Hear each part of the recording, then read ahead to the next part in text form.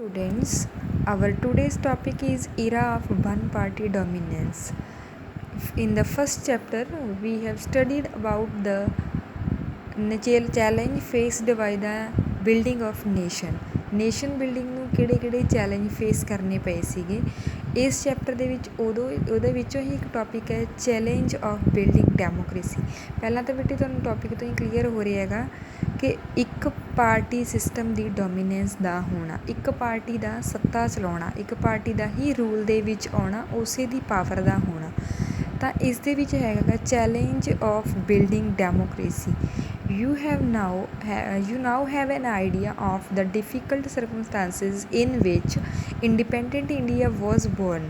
ਪਹਿਲੇ ਚੈਪਟਰ ਤੋਂ ਤੁਹਾਨੂੰ ਕਲੀਅਰ ਹੋ ਗਿਆ ਵੀ ਜਦੋਂ ਇੰਡੀਆ ਇੰਡੀਪੈਂਡੈਂਟ ਹੋਇਆ ਸੀ ਤਾਂ ਉਸ ਨੂੰ ਕਿਹੜੇ ਡਿਫੀਕਲਟ ਸਰਕਮਸਟਾਂਸਿਸ ਦੇ ਵਿੱਚੋਂ ਲੰਘਣਾ ਪਿਆ ਸੀਗਾ। You have read about the serious challenge of nation building that confronted the country right in the beginning। ਕਿ ਨੇਸ਼ਨ ਬਿਲਡਿੰਗ ਨੂੰ ਕਿਹੜੇ ਬਿਗਨਿੰਗ ਦੇ ਵਿੱਚ ਕਿਹੜੀਆਂ ਪ੍ਰੋਬਲਮਸ ਆਈਆਂ ਸੀਗੀਆਂ। Faced with such serious challenges, leaders in many other countries of the world decided that their country would not afford to have democracy। ਉਹਨਾਂ ਮੁਸ਼ਕਿਲ ਹਾਲਾਤਾਂ ਨੂੰ ਦੇਖਦੇ ਹੋਏ ਬਹੁਤ ਸਾਰੇ ਲੀਡਰਸ ਨੇ ਸੋਚ ਲਿਆ ਸੀ ਵੀ ਡੈਮੋਕ੍ਰੇਸੀ ਨੂੰ ਇਸਟੈਬਲਿਸ਼ ਕਰਨਾ ਕੋਈ ਸੌਖੀ ਗੱਲ ਨਹੀਂ। They said that nation unity was their first priority and democracy will introduce differences and conflicts. ਉਹਨਾਂ ਨੇ ਕਿਹਾ ਵੀ ਸਾਡੇ ਲਈ ਸਿਰਫ ਨੈਸ਼ਨਲ ਯੂਨਿਟੀ ਹੈ ਜਿਹੜੀ ਇਹ ਹੀ ਪ੍ਰੀਓਰਿਟੀ ਰੱਖਦੀ ਹੈਗੀ, ਤਾਂ ਡੈਮੋਕ੍ਰੇਸੀ ਸਾਡੇ ਲਈ ਬਾਅਦ ਦੀ ਗੱਲ ਹੈਗੀ। It took various forms: nominal democracy but effective control by one leader, one party rule or the direct army rule। ਉਹਨਾਂ ਨੇ ਸੋਚਿਆ ਕਿ ਪਹਿਲਾਂ ਅਸੀਂ ਨੋਨ ਡੈਮੋਕ੍ਰੇਟਿਕ ਰੇਜਿਮ ਹੈ ਜਿਹੜਾ ਉਹ ਸਟਾਰਟ ਕਰ ਦਿਆਂਗੇ, ਫਿਰ ਉਸ ਤੋਂ ਬਾਅਦ ਹੌਲੀ ਡੈਮੋਕ੍ਰੇਸੀ ਨੂੰ ਰੀਸਟੋਰ ਕਰਾਂਗੇ। But once they established themselves it was very difficult to dislodge them. ਪਰ ਜਦੋਂ ਇੱਕ ਵਾਰੀ ਕੋਈ ਸਿਸਟਮ ਨੂੰ ਅਸੀਂ ਸ਼ੁਰੂ ਕਰ ਲੈਂਦੇ ਹਾਂ ਤਾਂ ਉਸ ਨੂੰ ਬਾਅਦ ਵਿੱਚ ਖ਼ਤਮ ਕਰਨਾ ਬਹੁਤ ਮੁਸ਼ਕਿਲ ਹੈ।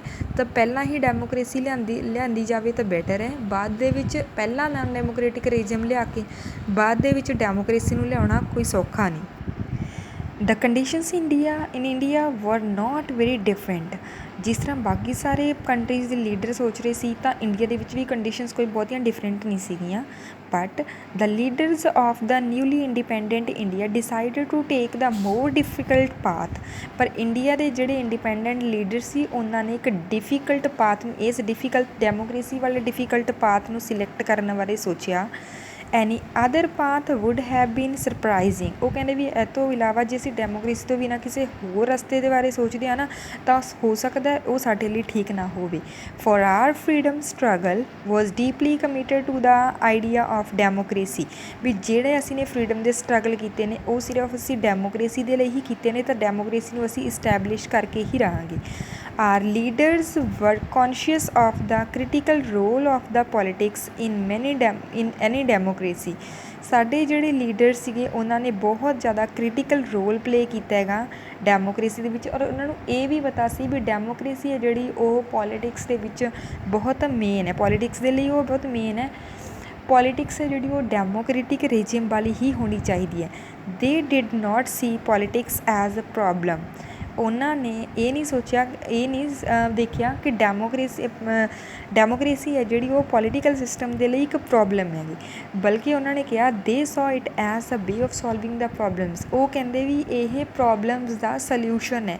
ਜਿੰਨੀਆਂ ਵੀ ਪ੍ਰੋਬਲਮਸ ਨੇ ਉਹ ਸਿਰਫ ਡੈਮੋਕ੍ਰੇਸੀ ਹੀ ਸੋਲਵ ਕਰ ਸਕਦੀ ਹੈ। ਇੱਕ ਨੋਨ ਡੈਮੋਕ੍ਰੇਟਿਕ ਰੇਜਿਮ ਜਾਂ ਜਿਹਨੂੰ ਆਪਾਂ ਡਿਕਟੇਟਰਸ਼ਿਪ ਕਹਿ ਦਿੰਦੇ ਹਾਂ ਉਹ ਇਸ ਨੂੰ ਸੋਲਵ ਨਹੀਂ ਕਰ ਸਕਦਾ। Every society needs to decide how it will govern and regulate it self.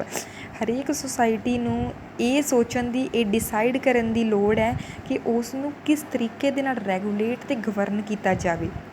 There are always different policy alternatives to choose from. ਤਾਂ ਸਾਡੇ ਕੋਲ ਅਲੱਗ-ਅਲੱਗ ਆਲਟਰਨੇਟਿਵਸ ਹੁੰਦੇ ਨੇ ਚੂਜ਼ ਕਰਨ ਦੇ ਲਈ। There do we resolve these differences. ਹੁਣ ਜਿਹੜੀ ਡੈਮੋਕ੍ਰੇਸੀ ਹੈ ਉਹਦੇ ਵਿੱਚ ਬੇਟੇ ਅਲੱਗ-ਅਲੱਗ ਡਿਫਰੈਂਸਿਸ ਵੀ ਆਉਣਗੇ, ਉਹਦੇ ਵਿੱਚ ਕੌਨਫਲਿਕਟਸ ਵੀ ਆਉਣਗੇ ਅਲੱਗ-ਅਲੱਗ, ਤਾਂ ਅਸੀਂ ਇਹ ਦੇਖਣਾ ਵੀ ਉਹਨਾਂ ਨੂੰ ਰਿਜ਼ੋਲਵ ਕਿਵੇਂ ਕਰਨਾ। Democratic politics is an answer to this question. ਇਸ ਦਾ ਇੱਕੋ ਇੱਕ ਆਨਸਰ ਹੈ ਜਿਹੜਾ ਉਹ ਸਿਰਫ ਇੱਕ ਡੈਮੋਕ੍ਰੇਸੀ ਹੀ ਤੁਹਾਨੂੰ ਦੇ ਸਕਦੀ ਹੈ ਕਿ ਜਿਹੜੇ ਡਿਫਰੈਂਸਿਸ ਪਾਏ ਜਾਂਦੇ ਨੇ ਸੋਸਾਇਟੀਜ਼ ਦੇ ਵਿੱਚ, ਕੌਨਫਲਿਕਟਸ ਪਾਏ ਜਾਂਦੇ ਨੇ, ਇਹਨਾਂ ਨੂੰ ਰਿਜ਼ੋਲਵ ਕਰਨ ਦਾ ਸਿਰਫ ਇੱਕੋ ਇੱਕ ਸੋਲਿਊਸ਼ਨ ਸਾਡੇ ਕੋਲ ਡੈਮੋਕ੍ਰੇਸੀ ਹੈ। While competition and power are the two most visible things about the politics, competition ਅਤੇ ਪਾਵਰ ਨੇ ਜਿਹੜੇ ਇਹ ਦੋ ਮੋਸਟ ਵਿਜ਼ੀਬਲ ਥਿੰਗਸ ਨੇ ਪੋਲੀਟਿਕਸ ਦੇ ਵਿੱਚ। The purpose of the political activity is and should be considering and pursuing public interest. ਜਿਹੜੀ ਵੀ ਪੋਲੀਟੀਕਲ ਕੋਈ ਵੀ ਐਕਟੀਵਿਟੀ ਹੁੰਦੀ ਹੈ ਉਸ ਦਾ ਮਕਸਦ ਕੀ ਹੋਣਾ ਚਾਹੀਦਾ ਕਿ ਲੋਕਾਂ ਦੇ ਜਿਹੜੇ ਇੰਟਰਸਟਸ ਨੇ, ਪਬਲਿਕ ਇੰਟਰਸਟ ਨੇ, ਲੋਕਾਂ ਦੇ ਹਿੱਤ ਨੇ, ਉਹਨਾਂ ਦੀ ਦੇਖਭਾਲ ਕੀਤੀ ਜਾਵੇ। ਇਹ ਸਿਰਫ ਸਾਡੀ ਡੈਮੋਕ੍ਰੇਸੀ ਹੀ ਕਰ ਸਕਦੀ ਹੈ। This is the root our leaders decided to take. ਇਹੀ ਰੂਟ ਸੀ, ਇਹੀ ਪਾਥ ਸੀ ਜਿਹੜਾ ਸਾਡੇ ਲੀਡਰਸ ਨੇ ਡਿਸਾਈਡ ਕੀਤਾ ਸੀਗਾ, ਜਿਸ ਦੇ ਉੱਪਰ ਵੀ ਉਹ ਚੱਲ। In the last year in the +1 class you have studied how our constitution was drafted. You would remember that the constitution was adopted on 26 November 1949 and signed on 24 January 1950 and it came into effect on 26 January 1950. Last year ਬੇਟੇ +1 class ਦੇ ਵਿੱਚ ਤੁਸੀਂ ਪੜ੍ਹ ਚੁੱਕੇ ਹੋ ਕਿ ਕੌਨਸਟੀਟਿਊਸ਼ਨ ਹੈ ਜਿਹੜਾ ਉਹ ਕਦੋਂ ਸਾਡਾ ਬਣ ਕੇ, ਜਿਸ ਤਰ੍ਹਾਂ 24 ਜਨਵਰੀ 1950 ਦੇ ਵਿੱਚ ਸਾਈਨ ਹੋ ਕੇ 26 ਜਨਵਰੀ 1950 ਦੇ ਵਿੱਚ ਉਹ ਫੋਰਸ ਦੇ ਵਿੱਚ ਆ ਗਿਆ ਸੀ, ਲਾਗੂ ਹੋ ਗਿਆ ਸੀ।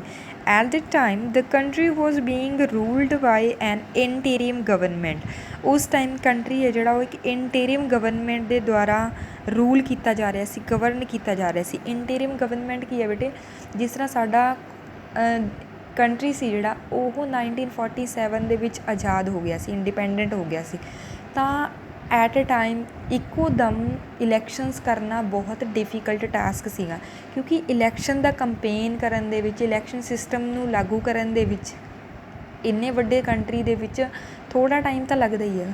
ਤਾਂ ਇਸ ਦੇ ਲਈ ਮਤਲਬ ਇੱਕੋ ਦਮ ਅਸੀਂ ਕੋਈ ਵੀ ਇਲੈਕਸ਼ਨਸ ਨਹੀਂ ਕਰਵਾ ਸਕਦੇ ਸੀ। ਤਾਂ ਉਸ ਟਾਈਮ ਜਿਹੜੀ ਸਰਕਾਰ ਇੱਕ ਟੈਂਪਰੇਰੀ ਸਰਕਾਰ ਬਣਾਈ ਸੀ ਰੂਲ ਕਰਨ ਦੇ ਲਈ, ਗਵਰਨ ਕਰਨ ਦੇ ਲਈ, ਕੰਟਰੀ ਨੂੰ ਗਵਰਨ ਕਰਨ ਦੇ ਲਈ, ਉਸ ਨੂੰ ਇੰਟੀਰੀਅਮ ਗਵਰਨਮੈਂਟ ਕਿਹਾ ਸੀਗਾ ਕਿ 1947 ਤੋਂ